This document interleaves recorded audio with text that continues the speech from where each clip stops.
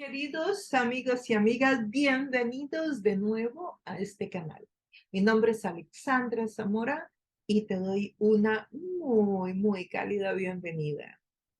Hoy estamos preparándonos para un estudio sobre la Pascua, sobre la Semana Santa, su significado en el Antiguo Testamento, en el Nuevo Testamento y todas las implicaciones que tuvo el sacrificio de la cruz, la resurrección y la ascensión de Jesucristo en nuestra vida personal. Cómo todo lo que pasó ahí es lo que nos hace salvos. Y todo sucede por un acto de fe, porque crees que Dios se hizo hombre en Jesucristo para venir a morir a esa cruz y darnos salvación y vida eterna. Así que acompáñanos en este estudio para que puedas tener un mejor entendimiento y lo puedas explicar a otros también. Recuerda suscribirte al canal si te gusta el contenido, darle un like a la campanita y bueno, continuamos con el estudio.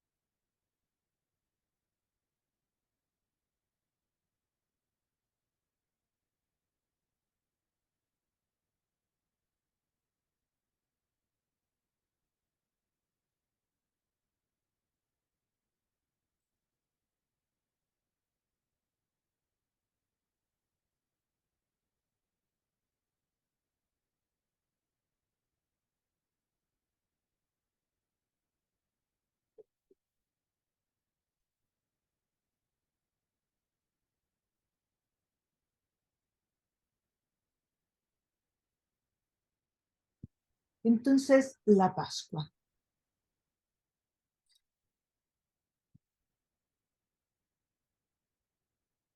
El significado de la Semana Santa.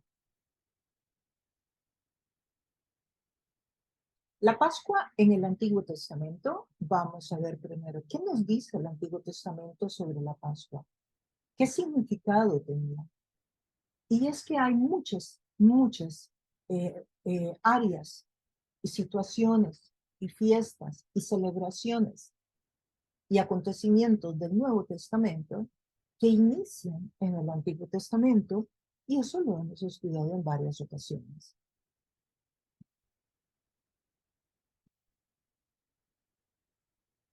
Vamos a ver tres aspectos generales del Antiguo Testamento en el cual podemos ver el cumplimiento en el Nuevo Testamento. Y dentro de esos tendremos la Pascua. Abraham, padre de la fe, y vamos a ver las implicaciones que tiene en el Nuevo Testamento. Moisés, libertador de Egipto, igual. El Cordero de la Pascua y los 10 mandamientos. Abraham, padre de la fe. Nos dice la palabra de Dios en Romanos, en el Nuevo Testamento, sobre Abraham, el padre de la fe. ¿Y por qué Abraham se le llama el padre de la fe? Porque fue el primer ser humano que creyó, que por fe entró en el reino de Dios. Por fe. Y qué interesante, Abraham estaba en el Antiguo Testamento, todavía Cristo no había venido, ni había padecido, ni había muerto, ni había resucitado, ni había ascendido a los cielos. Entonces, en el caso de Abraham, Abraham creyó antes de que sucediera y le fue contado. Veámoslo en el texto de Romanos 4, del 1 al 3. Entonces, ¿qué diremos en el caso de nuestro antepasado Abraham? En realidad, si Abraham hubiera sido justificado por las obras, habría tenido de qué jactarse, pero no delante de Dios. Pues, ¿qué dice la Escritura?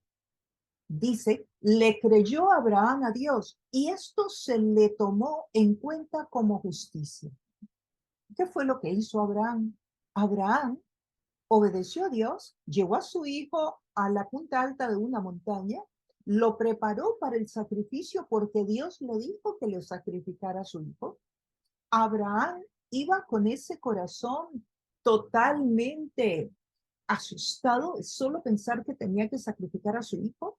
Sin embargo, obedeció a Dios. Su hijo le preguntaba, ¿y dónde está el cordero? ¿Qué vamos a sacrificar, papá? Y Abraham le dijo, el Señor proveerá. Y en el último minuto, un corderito apareció. Pero Abraham estuvo dispuesto a sacrificar a su propio hijo.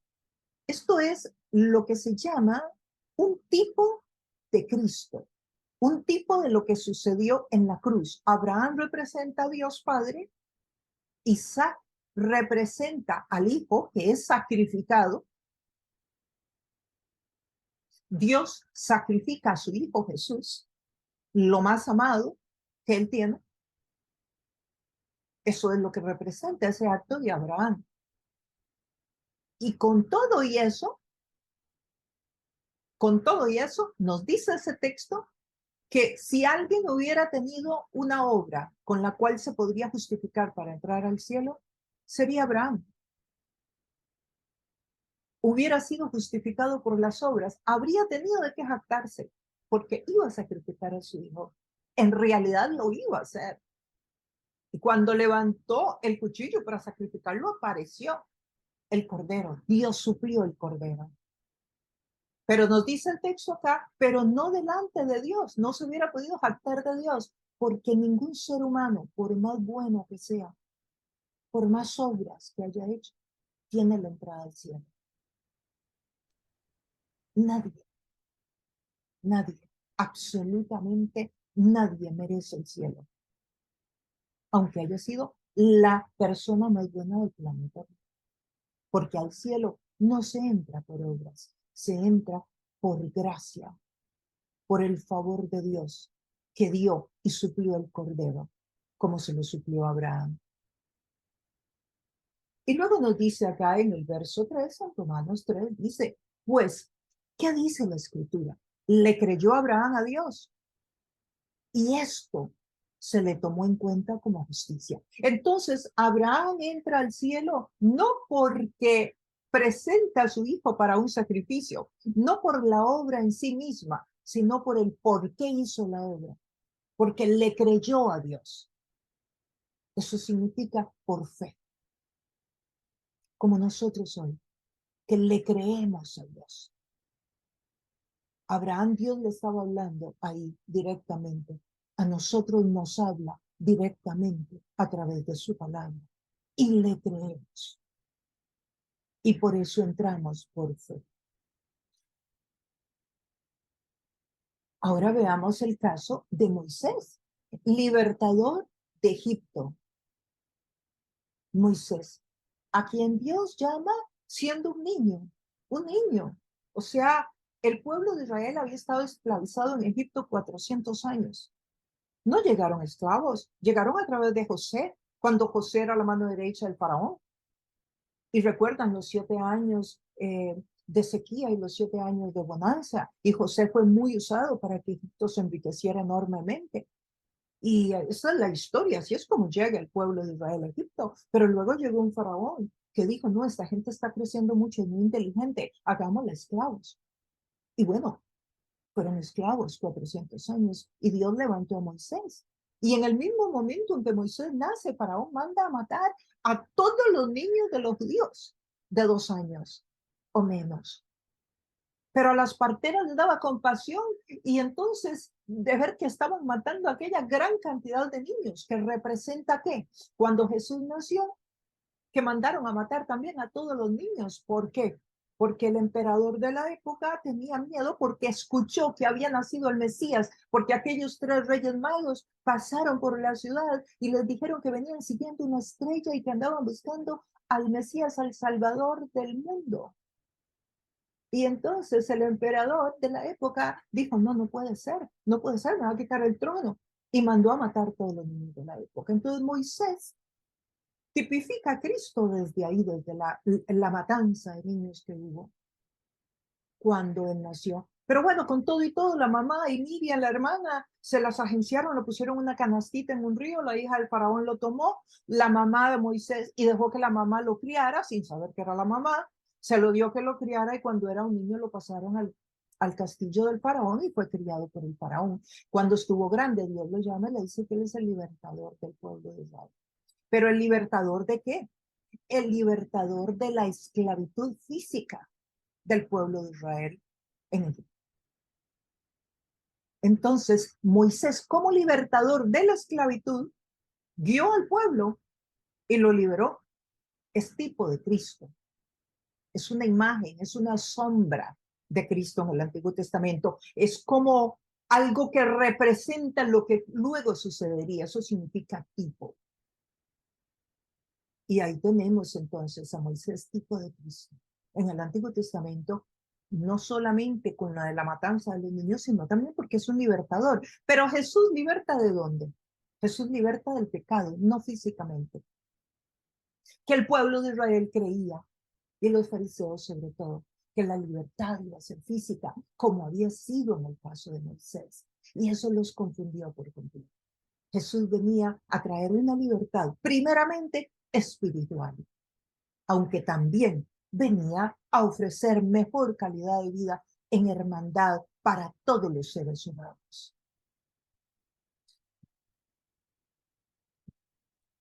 La ley son los 10 mandamientos, también llamada por los judíos la Torá o el Pentateuco, los primeros 5 libros de la Biblia. También muchas veces se llama la ley. Pero cuando se dice la ley, los 10 mandamientos, estamos hablando de la misma temática.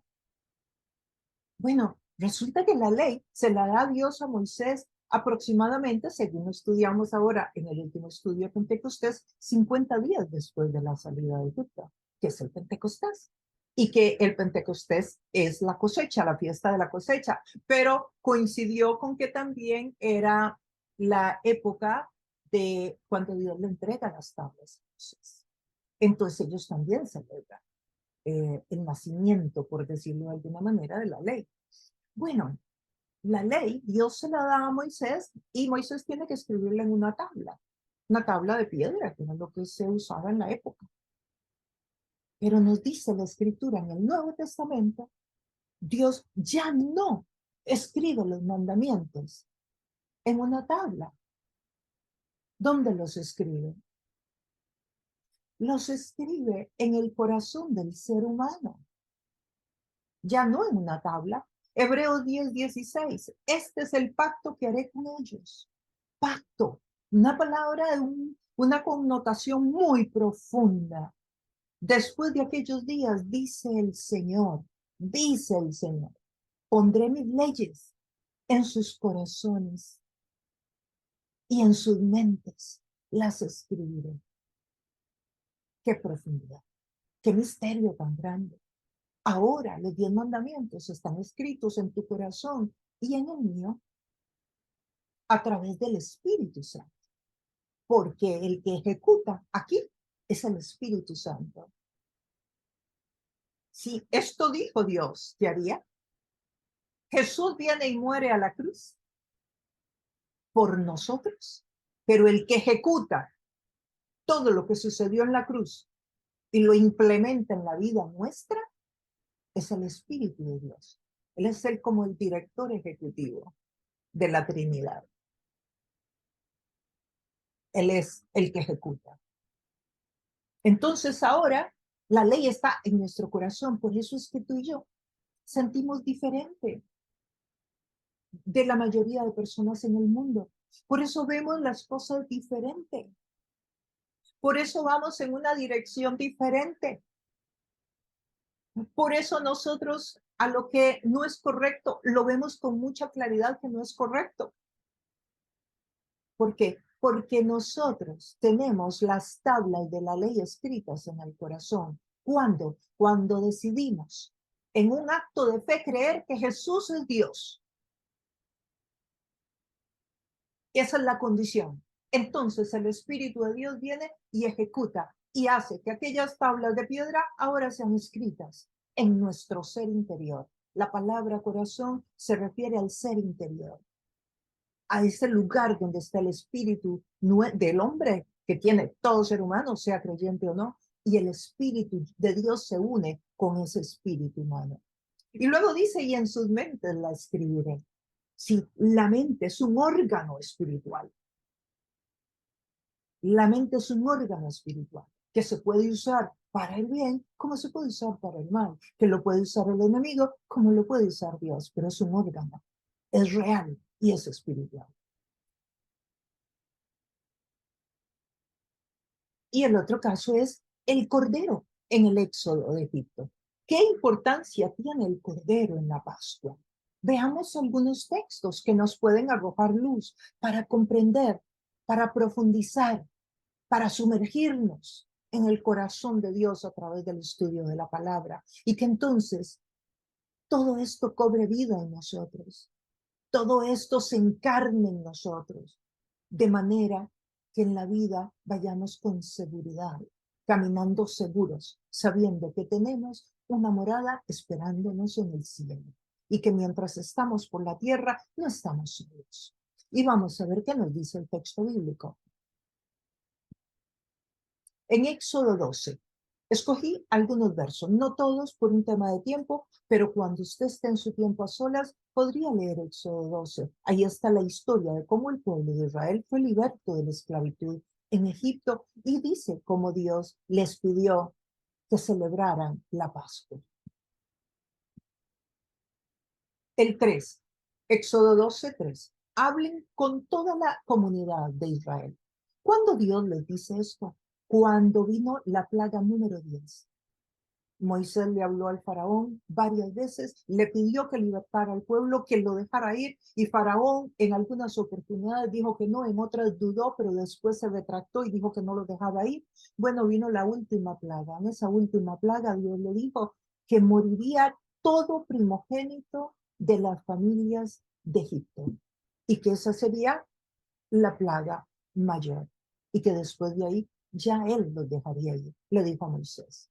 Entonces lo preparó de esta manera a Moisés. Le dijo, esto tienen que hacer para que se alisten para cuando yo mande al ángel que va a quitarle la vida a todo primogénito.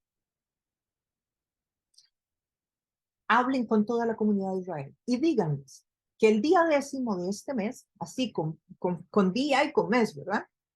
Siempre Dios, detallista, como para que nadie dude que viene de él, que no era una casualidad, que no era una epidemia que había entrado en Egipto. De este mes, todos ustedes tomarán un cordero por familia, uno por cada casa. Entonces, de aquí viene la historia del cordero. El animal que se escoja puede ser un cordero o puede ser un cabrito de 1 año, pero sin defecto. ¿Qué significa sin defecto? Bueno, que no fuera cojo, que no tuviera la orejita caída, que no tuviera una patita quebrada, que fuera perfecto. ¿Por qué? Porque tenía que tipificar a Cristo, que vendría sin pecado, que no pecaría. Por ahí algunas veces uno escucha que Jesús fue tentado y que pecó. No, Jesús fue tentado y fue tentado en todo, dice la Biblia. Pero ser tentado y pecar son cosas diferentes. Jesús nunca pecó. Nunca pecó. Si Jesús hubiera pecado, no podría habernos abierto la puerta al cielo. Esa es la razón por la que Dios se hizo hombre. Porque Adán había fallado. Y al haber fallado Adán, entró el pecado que originó todo esto. Entonces tenía que venir el segundo Adán, o sea, alguien a sustituir, a arreglar lo que Adán hizo. Y Dios entonces se baja del trono y se hace hombre en Jesucristo. Y no pecó. Y fue tentado en todo para mostrar empatía con nosotros, para probarnos que sí se puede vivir sin pecar cuando se tiene al Espíritu de Dios. El animal que se escoja puede ser cordero o cabrito, pero sin defecto, al que cuidarán hasta el 14 del mes, día en que la comunidad de Israel en pleno, o sea, todos juntos, es un sacrificio colectivo, al caer la noche, Tomarán luego un poco de sangre y la untarán en los postes y en el dintel de la puerta de la casa, donde coman el cordero. Entonces, esa sangre del cordero tenían que ponerla en la puerta de la casa. Esa sangre representa la sangre de Cristo, que hoy nos dice la Escritura en el Nuevo Testamento, está sobre nosotros simbólicamente, protegiéndonos a nosotros del ángel de la muerte, protegiéndonos a nosotros de muerte eterna. Es la sangre de Cristo la que nos da la vida eterna, pero también es la sangre de Cristo la que nos da a nosotros el poder y la autoridad contra las tinieblas. Y si no, veámoslo en el próximo verso. En el 11, siempre Éxodo 12:11. Se trata de la Pascua del Señor. La sangre servirá para señalar las casas donde ustedes se encuentren, pues al verla pasaré de largo. ¿Cuándo? Cuando llegue a matar a los primogénitos. Sí, suena fuertísimo, pero eso era lo que Dios estaba haciendo para que este montón de personas fueran libres de la esclavitud y el plan de salvación para la humanidad se cumplió. El verso 14. Este es un día que por ley deberán conmemorar siempre. Es una fiesta en honor del Señor y las generaciones futuras deberán celebrarlo. Entonces hoy nosotros estamos conmemorando la Pascua porque es un mandamiento bíblico, porque es algo que Dios se lo pidió al pueblo de Israel en el Antiguo Testamento y como veremos, y Jesús nos lo pide también en el Nuevo. Y cuando sus hijos, seguimos en Éxodo 12:26, y cuando sus hijos les pregunten, ¿qué significa para ustedes esta ceremonia? Les responderán, este sacrificio es la Pascua del Señor, que en Egipto pasó de largo por las casas de los israelitas. Hirió de muerte a los egipcios, pero a nuestras familias les salvó la vida. Esto no se refiere a la vida humana, porque por causa del pecado todos vamos a morir humanamente hablando. Se refiere a que no vamos a morir en la eternidad, sino que vamos a vivir por la eternidad.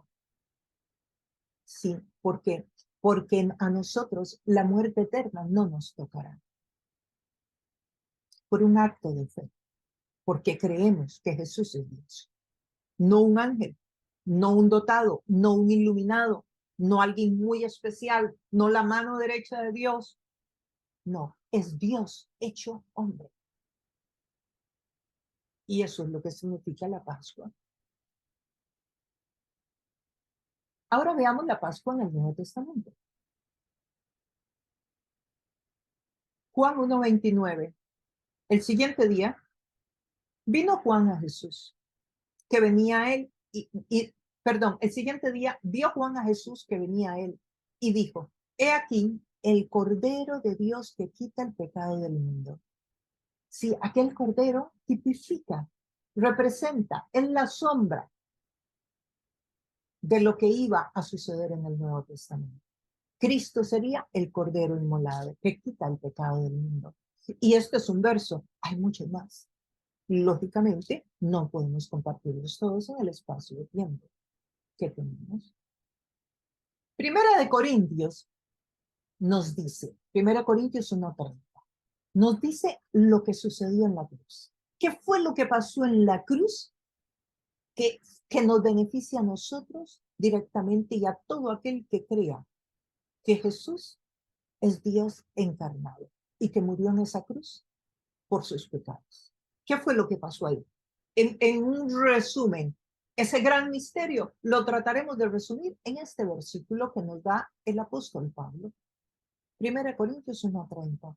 Mas por él, por el Padre, estáis vosotros en Cristo Jesús, el cual nos ha sido hecho por Dios sabiduría, justificación, santificación y redención. Entonces, estamos en Cristo Jesús. Quiero que pongan mucha atención, especialmente a que estamos en Cristo. ¿Qué significa estar en Cristo? Y luego veremos las 4 palabras de lo que nos reflejan lo que sucedió ahí en la cruz en cuanto a la salvación.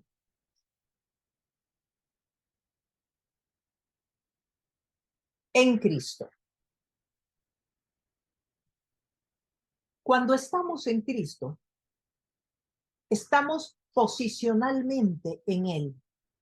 Si cuando tú crees que Jesús es Dios, cuando tú crees como Abraham, que no vio, nosotros tampoco vimos, creemos por su palabra y por el Espíritu que nos da testimonio que Jesús es Dios.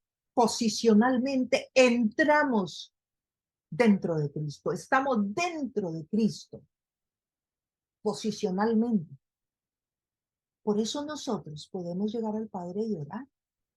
Y por eso al final de la oración decimos en el nombre de Jesús. Porque estamos dentro de Cristo, estamos escondidos en Cristo, somos parte de Cristo. Ese acto de fe cuando tú crees que Jesús es Dios, que Dios se encarnó en Jesucristo, ese acto de fe te pone legalmente en Cristo inmediatamente.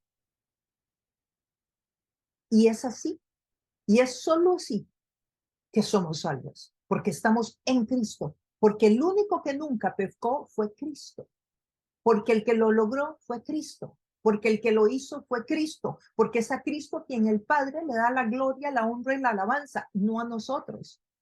Entonces hay que estar en Cristo para poder entrar al cielo, porque Él fue el que hizo el sacrificio. Y por eso cuando oramos, oramos en Cristo, en el nombre de Jesús, porque nosotros no podríamos presentarnos delante del Padre por nuestra propia cuenta, porque nadie puede estar delante de Dios siendo pecador. Nadie. Por eso cuando Dios se le apareció a Moisés y a otros en el Antiguo Testamento, se escondían, porque todos sabían que nadie puede estar en la presencia de Dios siendo un humano pecador. Podemos llegar a Dios en Cristo. Entonces, en Cristo, y cuando lo vean en el texto bíblico, porque está muchas veces, en Cristo, recuerden todo el significado tan profundo que tiene esa preposición en. Entonces, pueden ver en Cristo, en Cristo, en Cristo. Cuando estamos en Cristo, ahí puse esta foto con esa pareja. ¿Ven el círculo alrededor? Ellos están en Cristo. Ese círculo es Cristo y todo lo demás es el mundo. Hay que estar en Cristo. Y esto es una postura espiritual. Lógicamente puse algo gráfico para que podamos entender este concepto lo mejor posible, porque es un concepto que para el ser humano es algo totalmente nuevo, diferente. No podemos entenderlo a cabalidad. Y cuando estamos en Cristo, entonces podemos avanzar en el texto de 1 Corintios 1:30, el cual nos ha sido hecho por Dios sabiduría. Sabiduría. Dios nos hizo a nosotros sabiduría. ¿Qué significado es este? Bueno, significa que hemos nacido de la sustancia de Dios. Eso significa que hemos nacido de la misma sustancia de Dios. ¿Te puedes imaginar la complejidad, la profundidad de este misterio?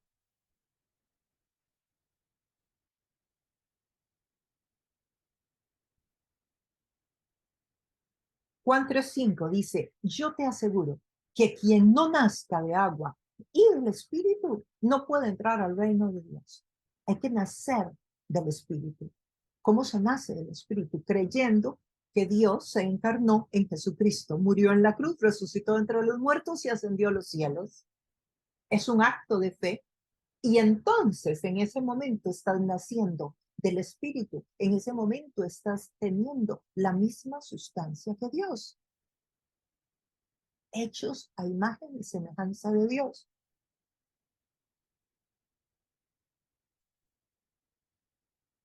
Juan 1:12 y 13. Mas a cuántos lo recibieron, a los que creen en su nombre, o sea, creer en su nombre, no creer en Dios, no creer en Dios, aclaro, Creer en Dios no es suficiente piquete para entrar a la vida eterna. Santiago dice que los demonios también creen que Dios existe y dice que no van a entrar al cielo. Creer en Dios no es suficiente.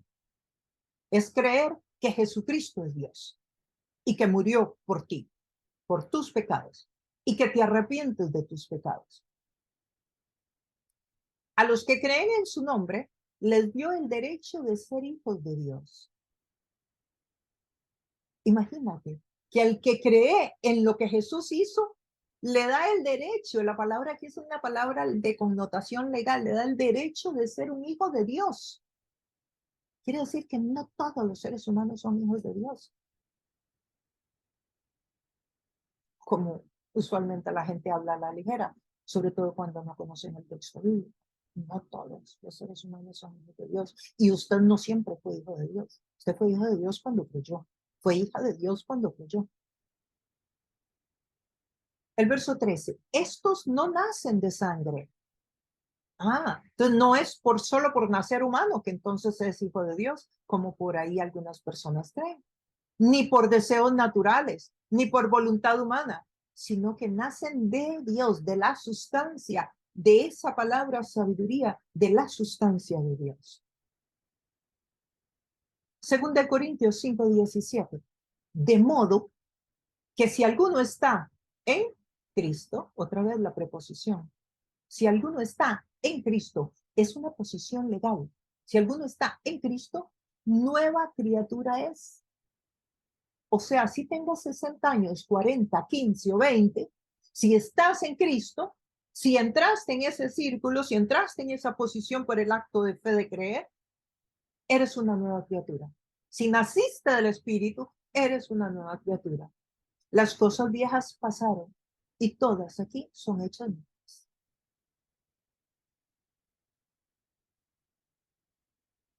Ahora, veamos la palabra justificación, que es una de las palabras de este verso y de lo que sucedió en la cruz. Ahora veremos entonces en la cruz qué sucede. La sabiduría, somos nacidos de la sustancia de Dios. Ahora veremos la palabra justificación. La palabra justificación es un término de la jurisprudencia romana, o sea, se usaba en la corte, en términos de abogados. Recuerden que Pablo era abogado, abogado de acuerdo a la época, claro. Y entonces Pablo usa palabras de ese tipo. Aquí está usando la palabra justificación. Una palabra que tiene un significado amplísimo. Y haciendo un resumen enorme para poderlo conversar en el tiempo que tenemos, la palabra justificación es cuando una persona se presenta frente al juez. El juez lo encuentra culpable y alguien se vuelve y dice, yo pago su fianza, déjelo libre. Yo pago el precio. Eso fue lo que hizo Jesús por ti cuando tú crees en Cristo como Señor y Salvador. Él paga. Tú te presentas delante de Dios, el juez es Dios, y tú eres culpable de haber robado, de haber pecado, de haber fornicado, de haber hecho esto, y aunque nunca hubieras hecho nada, eres culpable de pecado porque naciste con el pecado de Adán y Eva. Y entonces, cuando Dios dice, bueno, eres culpable, muerte eterna, es lo que merece toda la humanidad. Bueno, los que llegan y creen en Cristo, Jesús asume su pena en la cruz. Y eso es lo que se llama la justificación. Es un acto de Dios por nosotros en Cristo. La próxima palabra, santificación. La palabra santificación es una palabra que está conformada por dos eventos. Apartado y consagrado. Apartado del uso ordinario. En el momento en que alguien cree que Jesús es el Señor de su vida y en el sacrificio de la cruz, esa persona es apartada y es consagrada para Dios. Apartada del mundo, consagrada para Dios. Apartada del uso ordinario y consagrada para el uso del Señor. ¿Significa eso que entonces ya no nos relacionamos con el mundo, ya no vamos a la empresa, ya no jugamos fútbol, ya no vamos al cine a ver una película, ya no participamos de las actividades que hay y que existen para todos los seres humanos? No. Lo que significa es que en ese momento, legalmente, ya tú no perteneces al mundo y además eres consagrado para Dios. Ahora, eso es un término que solamente tiene implicaciones de este tipo inmediatas en la cruz. Sí y no, porque luego hay otra palabra que no la vamos a estudiar hoy, que se llama la regeneración del Espíritu Santo. Y esa palabra lo que significa es que a través del transcurso de tu vida el Espíritu continúa transformándote. Y esa santificación que se llevó a cabo como un acto legal empieza a tomar vida en tu diario vivir. Entonces empiezas a vivir como lo que eres, santo y santa, legalmente. Un ejemplo muy breve. Lo he usado antes y posiblemente lo has escuchado. Lo voy a usar de nuevo.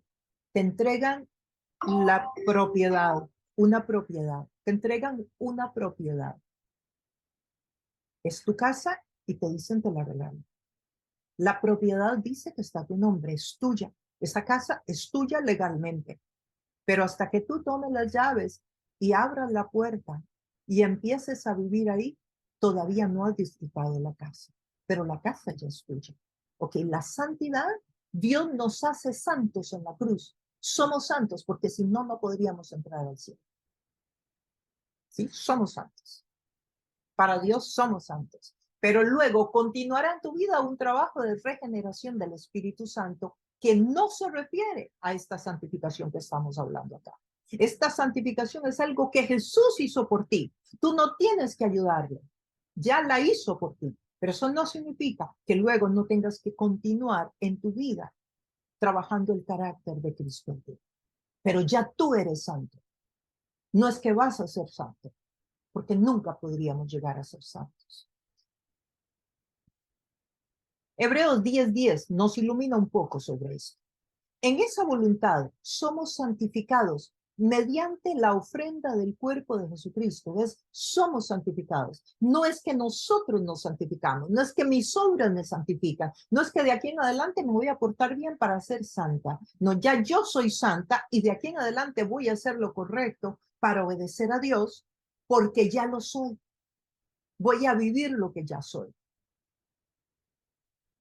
Y dice, por la ofrenda del cuerpo de Jesucristo, hecha una vez para siempre. Sí, no es necesario volver a presentar una ofrenda para la salvación. En el Antiguo Testamento, el pueblo de Israel tenía que seguir matando a aquel cordero una vez al año para la expiación de los pecados de cada familia. Y para eso era el templo y ahí llevaban el cordero. Y ahí lo expiaban para toda la familia. Y eso era lo que se hacía en la Pascua en Jerusalén. Cuando Jesús es crucificado, eso es lo que se está celebrando en Jerusalén, que están matando los corderos por cada familia, siguiendo con la ordenanza del Antiguo Testamento. Y Jesús de mí les dice, yo soy el cordero. Ya no necesitan hacer eso más de aquí en adelante. Y aquí nos está diciendo Hebreos, el libro de Hebreos, escrito posiblemente también por Pablo, que mediante la ofrenda del cuerpo de Jesucristo fue hecha una vez y para siempre. Si usted no necesita creer en Jesús varias veces en su vida para ser salvo, usted cree una vez y con esa vez es válido para el resto de su vida. Usted no tiene que creer en Jesús cada vez que escucha la palabra de Dios, cada vez que va a una iglesia o cada vez que hacen un llamado a pasar al altar para ver quién quiere ser salvo. Si ya usted creyó una vez, ya usted es salvo. Sé salvo una vez, porque la ofrenda fue dada por ti una vez. Y no necesitas seguir buscando ser salvo. Lo que necesitas es crecer y madurar en el conocimiento de la palabra de Dios para que empieces a ver la palabra transformarte, crecer, madurar y empieces a disfrutar del ser discípulo de Cristo y ya no te cueste tanto caminar con Jesús, sino que más bien te cueste no caminar con Jesús. Y la última palabra es la palabra redención.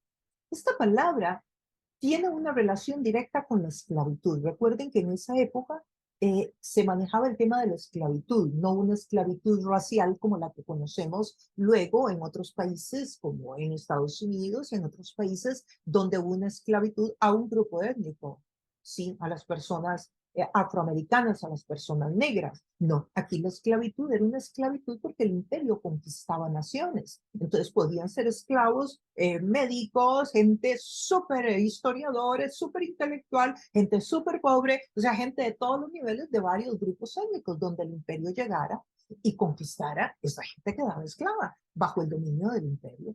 Bueno, entonces la esclavitud era muy común. La palabra redención significa cuando un esclavo estaba en la plaza pública y alguien llegaba y pagaba el precio y compraba a ese esclavo por el precio que estaban pidiendo. Bueno, tú y yo éramos esclavos, esclavos del pecado. Le pertenecíamos al enemigo. No éramos hijos de Dios. Éramos esclavos. No como el pueblo de Israel en Egipto, que era esclavo físicamente. Nosotros éramos esclavos espiritualmente. Y Jesús viene en la cruz, en ese acto de fe, cuando tú creíste, y te hace libre. Él paga el precio. ¿Cuál es el precio? ¿Cuánto valías tú para que fueras libre, para que el enemigo te dejara libre? ¿Cuál era tu valor? ¿Qué pedía el enemigo a cambio de tu libertad? Pedía la sangre del Cordero. Pedía la sangre de Dios hecho hombre. Y por eso Dios se hace hombre y viene a morir a una cruz por ti y por mí. Porque el precio nuestro era la sangre de Dios hecho hombre, que no tenía pecado.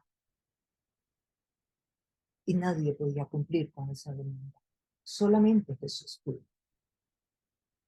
Por eso no se le puede dar a nadie el crédito. Por eso nadie puede llevar tus oraciones al cielo. Por eso nadie es un intermediario entre tú y Dios. Solamente Jesucristo.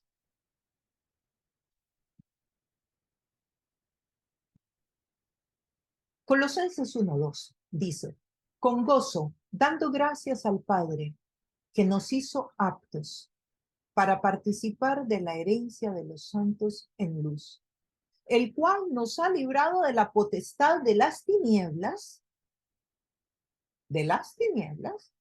y trasladado, oiga, nos liberta de las tinieblas en la redención cuando nos redime, y nos traslada al reino de su amado Hijo. O sea, nos liberta de las tinieblas y nos traslada al reino de Dios. En un acto nuestro de fe sucede todo eso. Y el verso 14, en quien tenemos redención por su sangre, el perdón de los pecados. Eso significa que fuimos redimidos.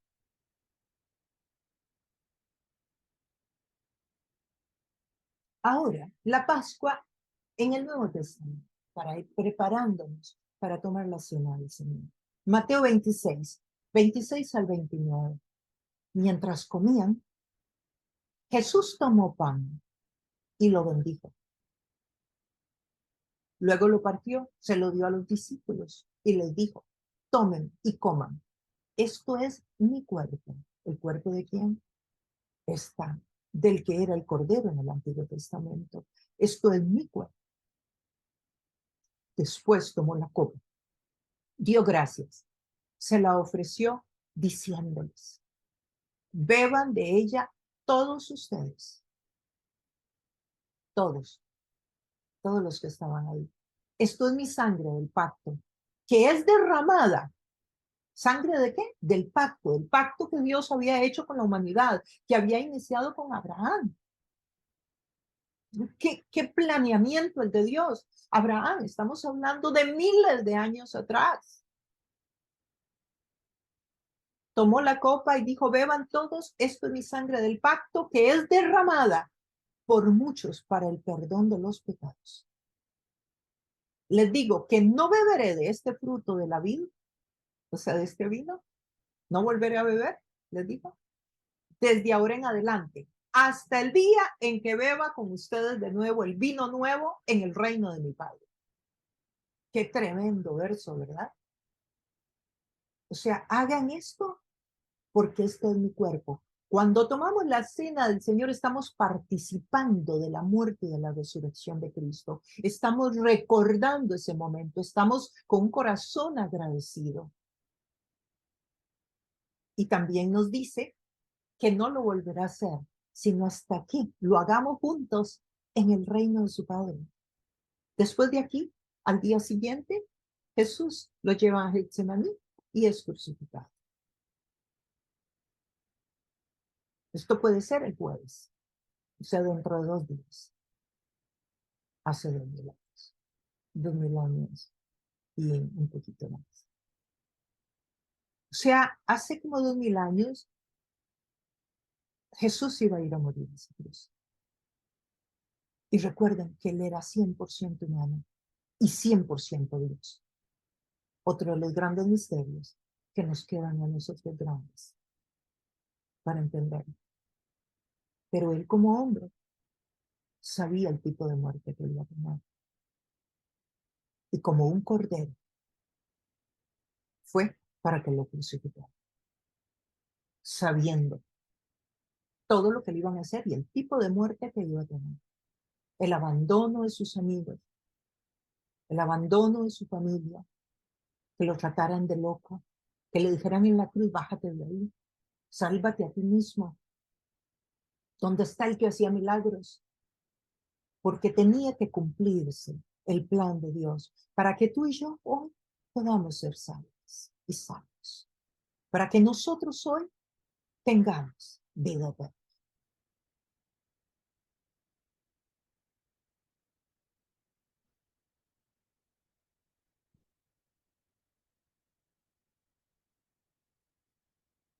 Apocalipsis 5:13.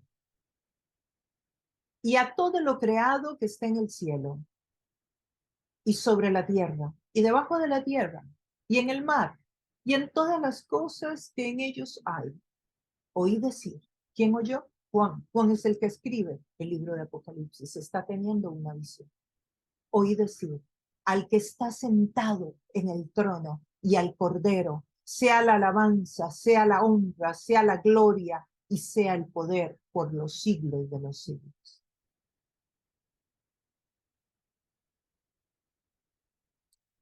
Eso nos dice Apocalipsis, que Jesús está sentado en el trono y al Cordero, a Él sea la gloria, a Él sea la honra, a Él sea el poder por los siglos de los siglos. Significa sin fin. Entendiendo que la Pascua se origina en el Antiguo Testamento y que tiene cumplimiento en el Nuevo Testamento en Cristo Jesús, que fue Jesús quien en esa cruz nos justificó, nos santificó, nos redimió y nos dio vida eterna.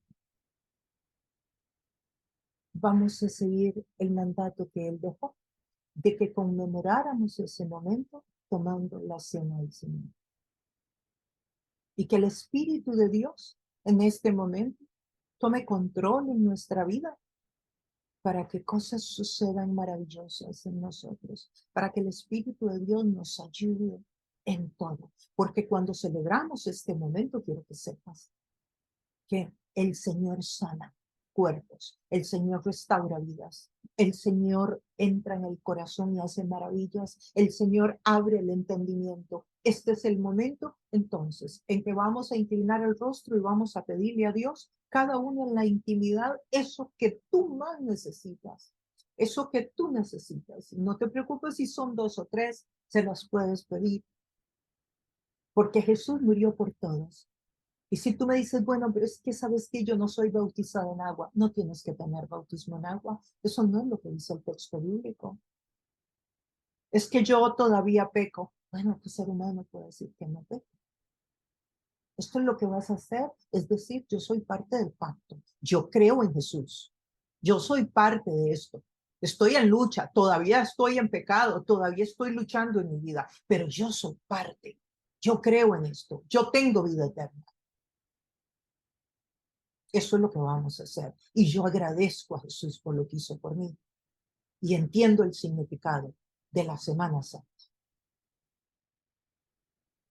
Que Dios continúe iluminando tu entendimiento para que puedas entender sus misterios, para que la relación tuya con Jesucristo se estreche y los vínculos entre tú y Él sean cada día más fuertes, de manera que la palabra de Dios siga siendo la guía en tu camino, que el Evangelio se encarne en ti, que sea parte tuya y que cada día te sea más fácil ser un discípulo de Cristo.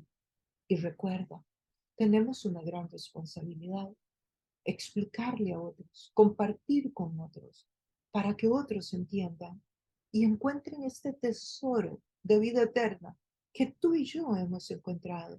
Somos las manos de Dios. Somos nosotros los llamados a comunicar las buenas nuevas a otros. Que tengas un tiempo lindo en esta Semana Santa, que disfrutes de la Pascua, que el Espíritu de Dios esté contigo. Paz del Señor. Nos vemos en el próximo estudio. Te recuerdo suscribirte si te gustó el contenido, darle un like a la campanita